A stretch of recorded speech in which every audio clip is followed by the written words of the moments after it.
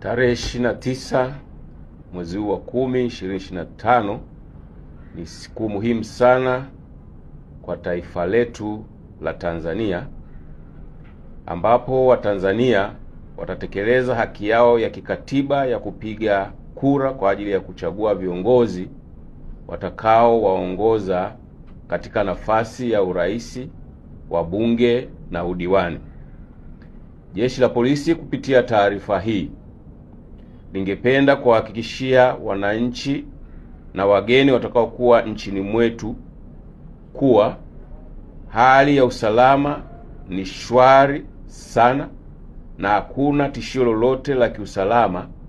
linaloweza kufanya shughuli hiyo ya kupiga kura isifanyike kwa amani. Pia wananchi mnahakikishiwa amani na usalama wa kutosha siku